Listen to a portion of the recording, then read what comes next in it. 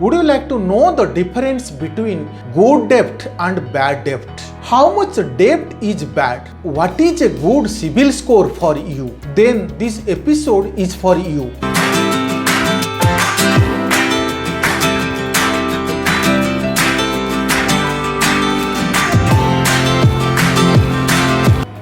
Hi friends, I am Rupakumar Pradhan, Certified Financial Planner, Chartered Wealth Manager and author of the best-selling book Joyful Retirement, the 7-step strategy for healthy, wealthy and early retirement. I help my clients to achieve financial freedom in life. Welcome to this episode of Rup FinTalks Show for you. In this video, we'll discuss about what is the difference between good debt and bad debt. Before starting, friends, let me tell you that this topic is a series of videos for your easy understanding and help you to decide. I request you, please don't miss any videos which will help you. In this sense, all debt is same. We take now and give back in the future with principal and interest. But because debts have positive or negative consequences, they are typically thought of as good debt or bad debt.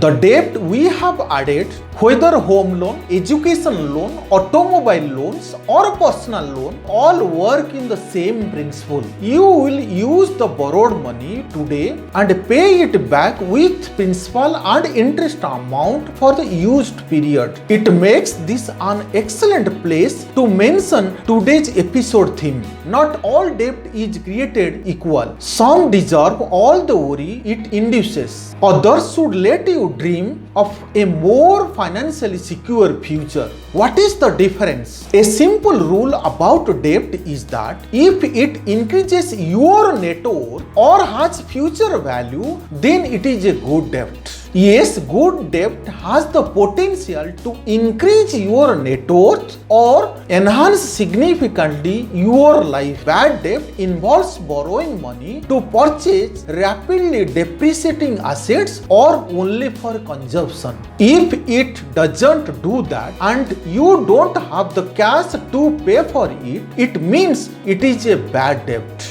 Determining whether a debt is good or bad sometimes depends on an individual's financial situation, including how much they can afford to lose. The next important question is, how do you know you have too much debt? If you are struggling to make debt payments or your payments is so high that you cannot accomplish much else, you have too much debt. Even if you can manage your payments, having too much debt can lead to other financial problems like not saving for other financial goals and having to borrow more money to stay afloat. Remember, a more accepted metric is debt to income ratio.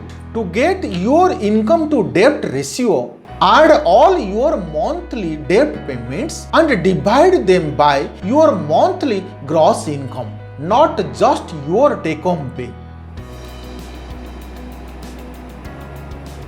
For instance, if you have rupees 4,000 monthly mortgage, rupees 3,000 for car payment and pay rupees 3,000 for credit cards and other bills, then your monthly debt is rupees 10,000. If your gross monthly income is rupees 20,000, it means your debt to income ratio is 50%.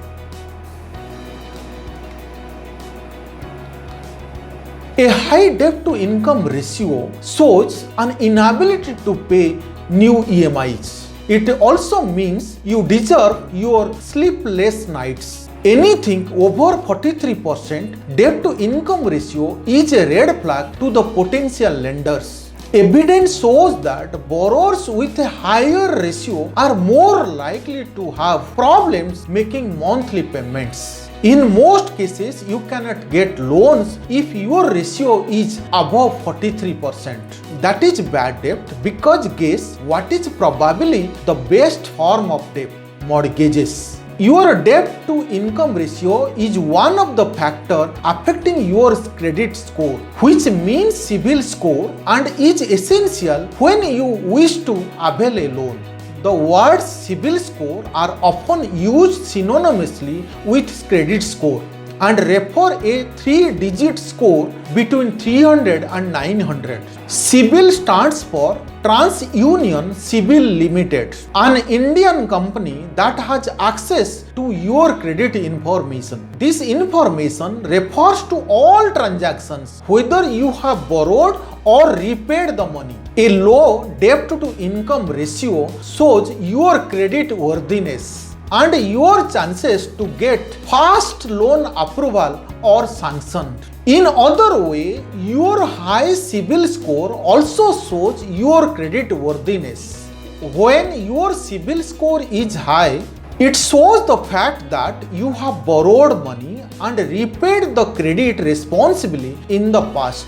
One question may come to your mind: what is a good CIBIL score for home loans? The best CIBIL score for a home loan is 750 or more.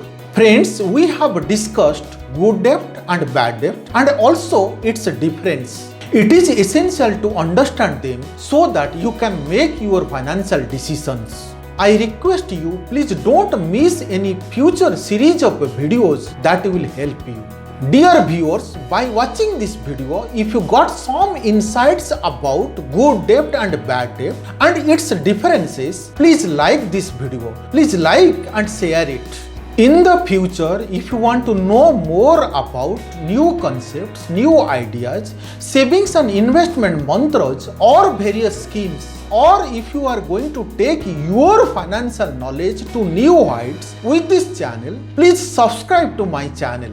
If you have any questions or doubts, please share your views in the comment box.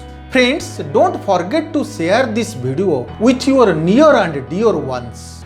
Thank you so much for watching this episode with Rup FinTalks. In the next episode, I'll be back with you with new concepts about good debt and bad debt.